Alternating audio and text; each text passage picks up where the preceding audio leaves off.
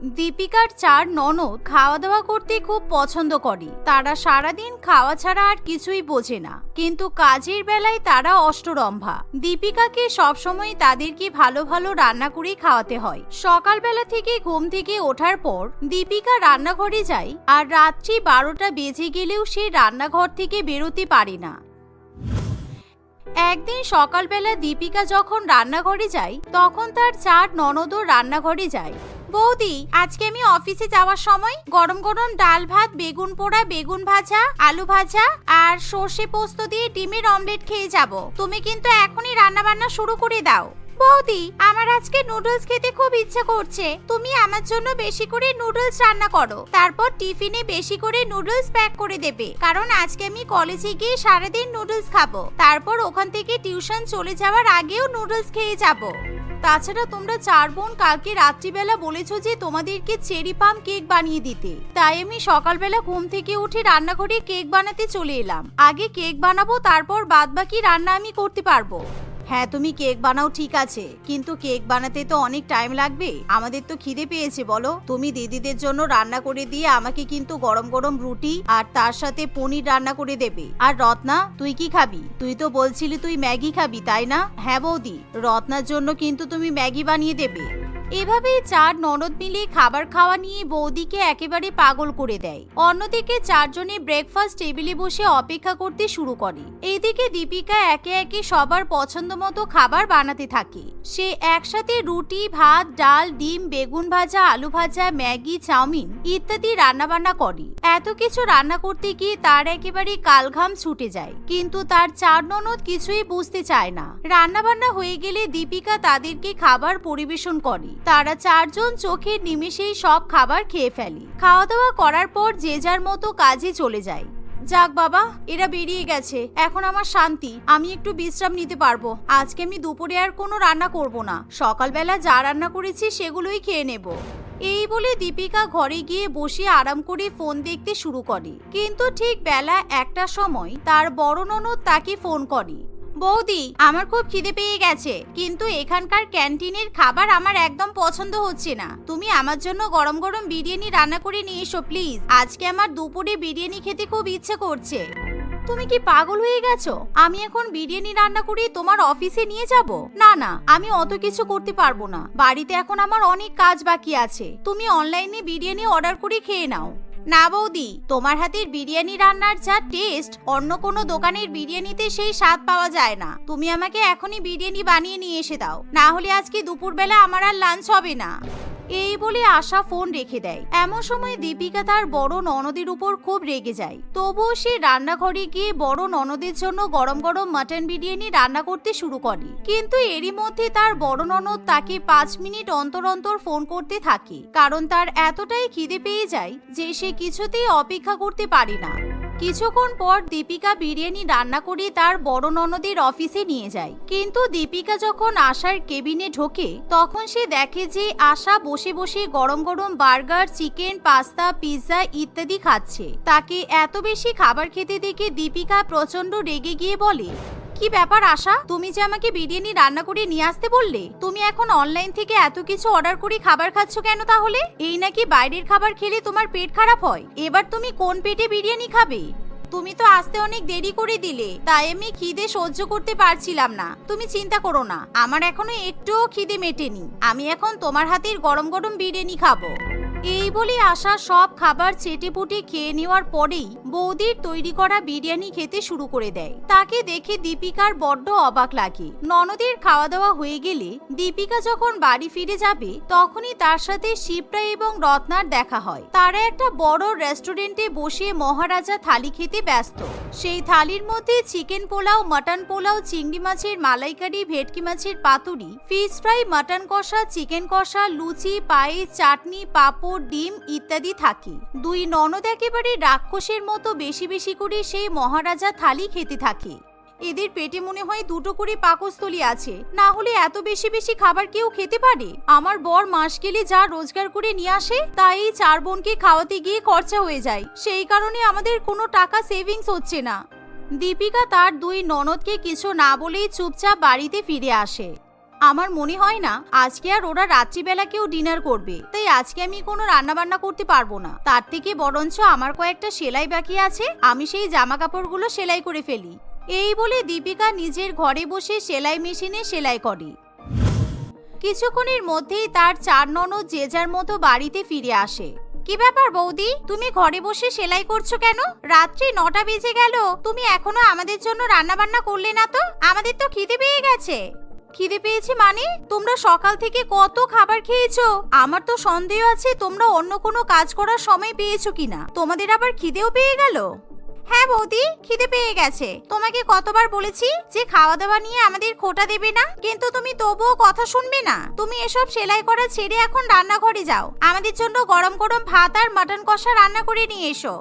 এই শুনে দীপিকার রাগ হলেও সে চুপচাপ রান্নাঘরে যায় এবং রান্না করতে শুরু করে দেয়। এভাবেই দেখতে দেখতে সময় কাটতে থাকে। এই কদিনে দীপিকা তার 4 পেটুক ননদের জন্য রান্না করতে করতে একেবারে ফুড মেশিনে পরিণত হয়। একদিন মাঝরাত্রিবেলা দীপিকা আরাম করে ঘুমিয়ে থাকে, এমন সময় তার 4 ননদ ঘরে গিয়ে তাকে ডাকাডাকি শুরু করে। বৌদি, ও বৌদি, আজকে রাত্রিবেলা 10টা রুটি আর আলুর তরকারি খেয়ে আমাদের পেট ভরেনি, আমাদের খুব খিদে পেয়ে গেছে। বৌদি, তুমি ঘুম থেকে উঠে কিছু রান্না করে দাও না বৌদি। উফ, তোমাদের খেয়াল আছে এখন রাত 2টো বাজে? এই রাত্রিবেলা এখন আমি তোমাদের জন্য আবার রান্না করব? এত যখন খিদে পেয়েছে তাহলে ফ্রিজ থেকে রুটি তরকারি সব বার করে গরম করে খেয়ে নাও, কারণ আমি এখন রান্না বান্না করতে পারবো না। এমন বললে কি করে হবে বৌদি? এখন আমাদের বাসি রুটি আর তরকারি খেতে কিছুতেই ইচ্ছা করছে না। তুমি ঘুম থেকে উঠে আমাদের জন্য গরম গরম পরোটা, আলুর দম আর ডিম কষা বানিয়ে দাও, তাহলেই হবে। বেশি কিছু বলছি না তো। দীপিকা ঘুম থেকে উঠতে না চাইলেও তাকে তার 4 পেটুক ননদ ঘুম থেকে উঠতে বাধ্য করে। শেষ পর্যন্ত দীপিকা হাই তুলতে তুলতে রান্নাঘরে যায়। সে রান্নাঘরে গিয়ে ময়দা মেখে গরম গরম পরোটা তৈরি করে। সে বরফ ঠান্ডা জল দিয়ে আলু ধুই এবং আলুর দম রান্না করে, এমনকি ডিম কষাও রান্না করে। এভাবে রান্না করতে করতে ভোর 4টে বেজে যায়, কিন্তু তার 4 ননদ খাবার না খেয়ে ঘুমাতে চায় না। দীপিকা এই ঠান্ডার মধ্যে কাঁপতে কাঁপতে তার 4 ননদকে ভোরবেলা গরম গরম খাবার পরিবেশন করে। এত ভালো ভালো খাবার খাওয়ার পর পেটটা একটু ঠান্ডা হলো, না হলে খুব খিদে পাচ্ছিল। যাই, এবার একটু আরাম করে ঘুমাই। বৌদি, কালকে সকালবেলা ঘুম ভাঙার সাথে সাথে আমাদের ব্ল্যাক টি আর 50টা মতো স্যান্ডউইচ বানিয়ে দেবে। কালকে আমরা 4 জনে মিলে এগ স্যান্ডউইচ খাবো, কেমন? এই বলে 4 বোন ঘুমাতে চলে যায়, কিন্তু দীপিকার আর কিছুতেই ঘুম আসতে চায় না, কারণ তার কেমন যেন শরীর খারাপ করে। আমাকে এবার কিছু একটা করতে হবে, যাতে এই 4 পেটুক ননদের হাত থেকে আমি মুক্তি পেতে পারি, না হলে এরা আমাকে জ্যান্ত মেরে ফেলবে। কোনো মেয়ে মানুষ এত বেশি করে খাবার খেতে পারে আমার জানা ছিল না, কিন্তু এদের নিজস্ব কোনো লজ্জা নেই। আমাকে যখন যা বলে আমি তাই রান্না করে দিই, কিন্তু তা বলে এরকম অত্যাচার করবে, এটা তো ঠিক নয়। এভাবে আরো 2-1 দিন কেটে যায়। একদিন দীপিকার মায়ের বাড়ি থেকে দীপিকাকে ফোন করা হয়। বলছি, কালকে কিন্তু তোর ছোট ভাইয়ের জন্মদিন, তুই আর জামাই বাবা সন্ধ্যাবেলা আমাদের বাড়িতে চলে আসিস। খুব বেশি নয়, ওই 100 জন লোককে নিয়ে ছোট একটা অনুষ্ঠানের আয়োজন করেছি। তবে হ্যাঁ, তোর 4 পেটুক ননদ যেন আমাদের বাড়ির অনুষ্ঠানের কথা জানতে না পারে, খবরদার না। ওরা 4 জনে এলে 4 জন মিলেই তো 100 জনের খাবার খেয়ে চলে যাবে, তাই ওদেরকে খবরদার যেন কিছু বলিস না। না না মা, তুমি চিন্তা করো না, আমি আমার ননদদের কিছুই বলবো না। আমি বলবো যে তোমার শরীর খারাপ, তাই আমরা তোমাকে দেখতে যাচ্ছি, কারণ কালকে যে আমাদের বাড়িতে ভাইয়ের জন্মদিনের অনুষ্ঠান আছে জানলে ওরা এখনই হয়তো বাড়িতে পৌঁছে যাবে। এই বলে দীপিকা ফোন রেখে দেয়, কিন্তু দীপিকার 4 ননদ লুকিয়ে লুকিয়ে দীপিকা এবং তার মায়ের সব কথা শুনতে পায়। তাই পরের দিন সন্ধ্যা হতে না হতেই 4 বোন সেজে গুজে দীপিকার মায়ের বাড়িতে গিয়ে উপস্থিত হয়। তারা কারোর সাথে দেখা না করেই সোজা প্যান্ডেলে গিয়ে খাবার খেতে বসে পড়ে। তারা প্রায় 3 ঘন্টা ধরে প্যান্ডেলে বসে বসে খাবার খেতে থাকে, যার ফলে 50 জনের খাবার কম পড়ে যায়। দীপিকা এবং তার পরিবার যখন তাদের 4 বোনকে সেখানে দেখতে পায়, তখন তারা একেবারে আকাশ থেকে পড়ে। দীপিকা এবং তার স্বামী দুজনে মিলে 4 বোনকে খুবই কথা শোনাতে থাকে। তুমি আমাদের নিমন্ত্রণ না করলে আমরা বুঝি এখানে খেতে আসবো না? তোমার ছোট ভাই মানে আমাদেরও তো ভাই। আমরা কিন্তু এখানে ফ্রিতে খেতে আসিনি, আমরা তোমার ভাইয়ের জন্য একটা সুন্দর দেখে গিফট এনেছি। এই দেখো, তোমার ভাইয়ের জন্য আমরা একটা পেন্সিল বক্স কিনে এনেছি। লোকজনের সামনে দীপিকা এবং তার পরিবার চাইলেও তাদের 4 বোনকে উল্টোপাল্টা সেভাবে কিছু বলতে পারে না। এভাবেই পেটুক 4 বোন সামান্য 30 টাকার পেন্সিল বক্স উপহার দিয়ে 50 জনের খাবার খেয়ে সেখান থেকে পালিয়ে যায়, যার ফলে দীপিকা তার মায়ের বাড়ির পরিবারের সামনে খুবই লজ্জিত হয়ে পড়ে। শেষ পর্যন্ত দীপিকার স্বামীকেই বাইরের রেস্টুরেন্ট থেকে খাবার অর্ডার করে 50 জন লোকজনকে খাওয়াতে হয়। কিন্তু লজ্জায় সেদিন রাত্রিবেলাতেই দীপিকা এবং তার স্বামী বাড়িতে ফিরে যায়। পরের দিন সকালবেলা ব্রেকফাস্ট হিসেবে দীপিকা রান্নাঘরে গিয়ে গরম গরম এগ চিকেন স্যান্ডউইচ বানাতে শুরু করে। আজকে যেহেতু বেশ জমিয়ে ঠান্ডা পড়ে, তাই দীপিকা রান্না করতে গিয়ে খুবই অসুবিধা হয়, কিন্তু তবুও সে তার 4 ননদের কথা মতো স্যান্ডউইচ বানায়। অন্যদিকে 4 ননদ কম্বলের তলায় বসে বসে আরাম করে। এই নাও, আজকে আমি তোমাদের জন্য 100টা এগ চিকেন স্যান্ডউইচ বানিয়ে দিয়েছি, তোমরা খেয়ে নাও। এরপর যদি আবার খিদে পায় তাহলে বলবে, আমি আবার তোমাদের জন্য রান্না করে দেব। এই কথা বলে দীপিকা তাদের ঘর থেকে বাইরে বেরিয়ে যায়, কিন্তু সে মনে মনে তার 4 ননদের উপর খুবই হাসাহাসি করে। কারণ দীপিকা আজকে স্যান্ডউইচ বানানোর সময় ফ্রিজ থেকে যখন ডিম বার করে, তখন সে ফ্রিজের মধ্যে প্রায় 40-50টা পচা ডিম দেখতে পায়। দীপিকা ইচ্ছা করে সেই পচা নষ্ট হয়ে যাওয়া ডিমগুলো ফেলে দেয় না, সে পচা ডিমগুলো দিয়েই তার 4 ননদের জন্য এগ চিকেন স্যান্ডউইচ বানায়। কারণ নিকিতা তার 4 ননদকে শিক্ষা দিতে চায়। আজকে তোমাদের 4 জনকে এমন পচা ডিমের এগ চিকেন স্যান্ডউইচ খাওয়াবো যে তোমাদের এরকম পেটুক স্বভাব সারা জীবনের মতো চলে যাবে, আর কোনোদিনও তোমরা আমার হাতে রান্না করা খাবার খেতে চাইবে না। দীপিকা যেমন ভাবে ঠিক তেমনই হয়, কারণ 100টা এগ চিকেন স্যান্ডউইচ খাওয়ার পর তার 4 ননদের পেট খুব গোলাতে শুরু করে। তারা নিজেদের পেট আর সামলে রাখতে পারে না। এই শীতের মধ্যে তারা 4 বোন কোনোদিনও যেখানে ঠান্ডার ভয়ে স্নান করতে চায় না, আজকে তারা 1000বার পেট পরিষ্কার করার জন্য বাথরুমে দৌড়ায়। ওরে বাবারে, শীতের চোটে আমি মরে গেলাম, আমার আর বাথরুমে যাওয়ার ক্ষমতা নেই, আমি আর কখনো এত খাবার খাবো না। আজকে এত বেশি স্যান্ডউইচ খেয়ে ফেলেছি যে আজকে আমার পেট থেকে সব খাবারগুলো এমনিই বেরিয়ে যাচ্ছে। আমাদের 4 জনের পেট একসাথে ছেড়ে দিয়েছে। পেট পরিষ্কার করার পর যখন ঠান্ডা জল গায়ে দিচ্ছি, তখন গায়ে একেবারে কাটা দিয়ে আসছে। আমাদের খাওয়া দাওয়া মাথায় থাক, আমি আর 10 দিন কিচ্ছু খাবো না।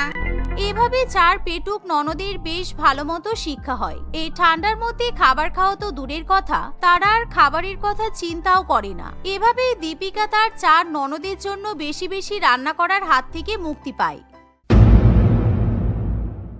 ফাল্গুনী তার বর সোহম, শাশুড়িমা পদ্মা দেবী এবং এক ননদ তুলিকার সঙ্গে বাস করত। ফাল্গুনীর সঙ্গে সোহমের মাত্র 2-3 মাস আগেই বিয়ে হয়েছে।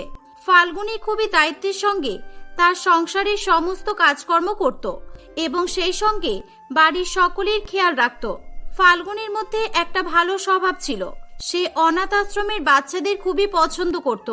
অনাথ আশ্রমের বাচ্চাদের দেখে ফাল্গুনীর খুবই মায়া হতো, তাই সে মাঝে মধ্যেই অনাথ আশ্রমে যেত এবং অনাথ আশ্রমের বাচ্চাদের সঙ্গে সময় কাটাতো।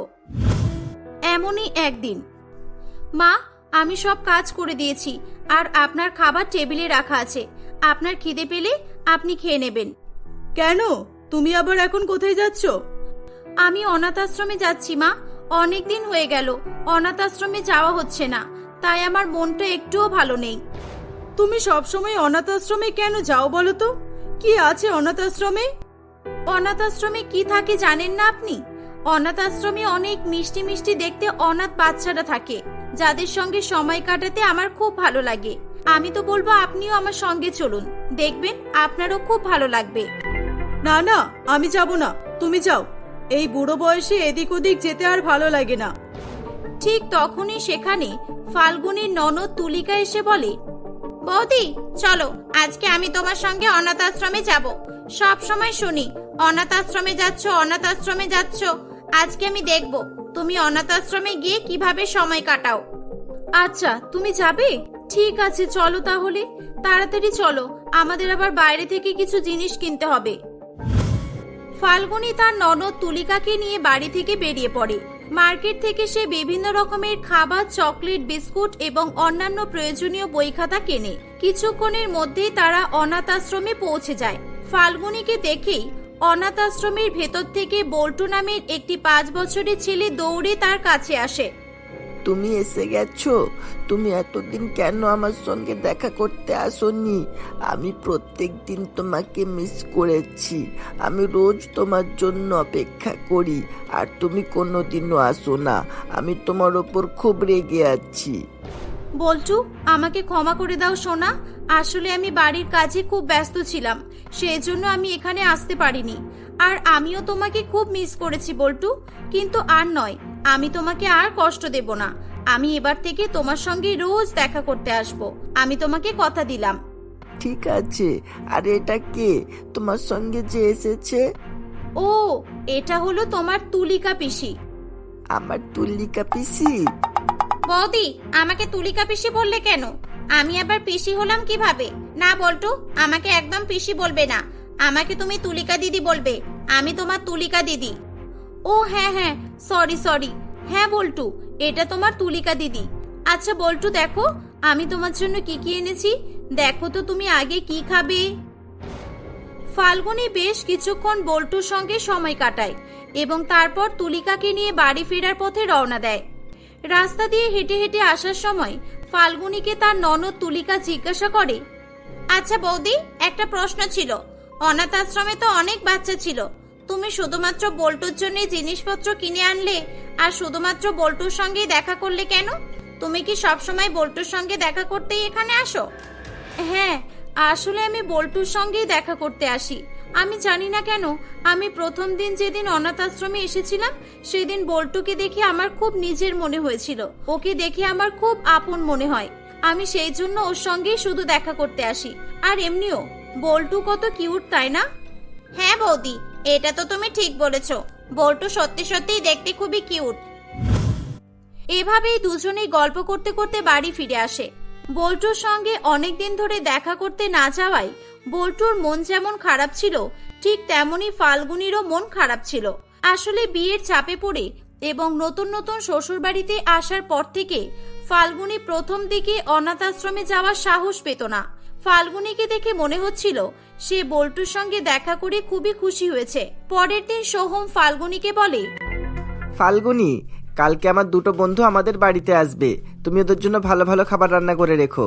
ওরা কিন্তু দুপুরবেলায় আসবে, লাঞ্চ এখানেই করবে। হ্যাঁ ঠিক আছে, কোনো চিন্তা নেই, আমি সব রেডি করেই রাখবো। শুধু আমি একটা লিস্ট করে দেব, কালকে লিস্টের লেখা সরঞ্জামগুলো কিনে এনে দেবে, তাহলেই হবে। পরের দিন দুপুরবেলা সোহম তার দুই বন্ধুকে বাড়িতে নিয়ে আসে। সোহম তার বন্ধুদের বসতে বলে, তোরা বস, আমি তোদের বৌদিকে ডেকে আনছি। ফাল্গুনী, ফাল্গুনী। ফাল্গুনীর নাম ধরে ডাকতে ডাকতে সে রান্নাঘরের দিকে আসে, কিন্তু সে দেখে রান্নাঘরে ফাল্গুনী নেই, তার মা পদ্মা দেবী আছে। মা, ফাল্গুনী কোথায় বলো তো? একটু আগেই তো ছিল বাড়িতে, কোথায় গেল? কি জানি কোথায় গেল, আমিও তো সেটাই চিন্তা করছি। সকাল থেকে উঠে এত রান্না বান্না করলো, তোর বন্ধুদের জন্য সমস্ত কিছু রেডি করলো, আর তোর বন্ধুদের আসার আগেই কোথায় যেন একটা চলে গেল। সেই জন্যই তো আমি খাবারগুলো নিয়ে যাচ্ছিলাম তোর বন্ধুদের দেব বলে। ফাল্গুনী এতটা কেয়ারলেস কিভাবে হতে পারে? কালকেই আমি ওকে বলে দিয়েছি যে আমার বন্ধুরা আসবে। ঠিক আছে, ছাড়ো। মা, তুমি খাবারগুলো নিয়ে চলো। দাও, আমাকেও দাও কিছু, আমি নিয়ে যাই। সোহমের বন্ধুরা খাওয়া দাওয়া করে চলে গেলে ফাল্গুনী বাড়িতে ফিরে আসে। ফাল্গুনীকে দেখে সোহম খুবই রেগে যায়। ফাল্গুনী, তুমি কোথায় গিয়েছিলে? তুমি এতটা কেয়ারলেস কিভাবে হতে পারো? আমি বলেছিলাম বাড়িতে গেস্ট আসবে, আর তুমি অমনি বাড়ি ছেড়ে চলে গেলে। কোথায় গিয়েছিলে বলো? আমি আসলে অনাথ আশ্রমে গিয়েছিলাম, কিন্তু আমি তো বেশি সময়ের জন্য যাইনি, মাত্র 2-1 ঘন্টার জন্যই গেছি। এতে রাগ করার কি আছে? অনাথ আশ্রমে এই সময়? কিন্তু কেন? সব জিনিসের তো একটা সিস্টেম আছে। তোমার বাড়িতে গেস্ট আসবে আর তুমি সবকিছু ছেড়ে ছুড়ে অনাথ আশ্রমে গিয়ে বসেছিলে? আচ্ছা বলো তো, কি জন্য অনাথ আশ্রমে গিয়েছিলে তুমি? কালকেও তো তুমি আর তুলি অনাথ আশ্রমে গিয়েছিলে, তারপর বিকেলেও গিয়েছিলে, আবার আজকেও গেলে। না, আসলে আসলে আমি... আরে দাদা, ছাড়ো না, কেন বৌদিকে এত বকছো? অনাথ আশ্রমে গেছে তাতে কি হয়েছে? সবসময় এরকম বললে হয়? চলো বৌদি, আমার সঙ্গে চলো। দাদার কথা ছাড়ো তো, কিছু মনে করো না তুমি।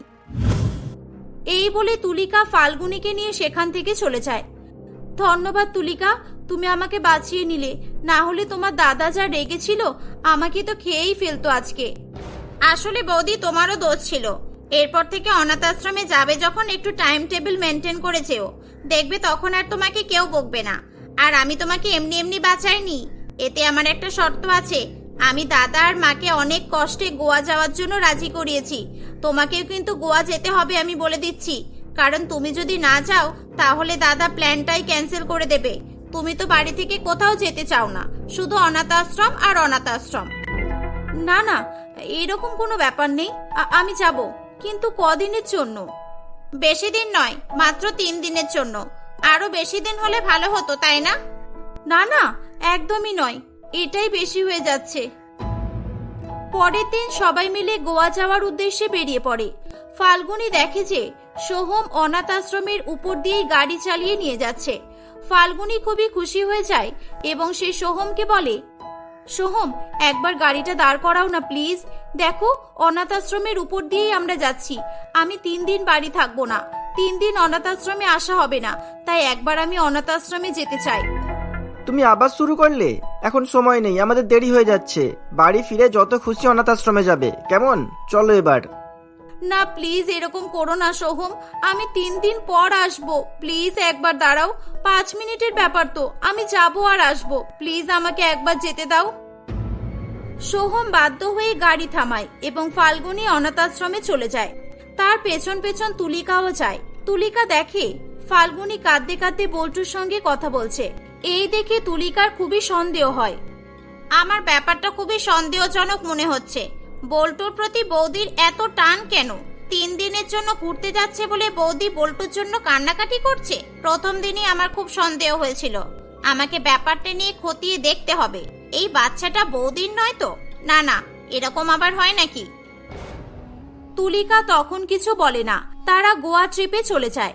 সেখানে গিয়ে তুলিকা লক্ষ্য করে যে তার বৌদি বারবার অনাথ আশ্রমে ফোন করে বল্টুর খোঁজ খবর নিচ্ছে।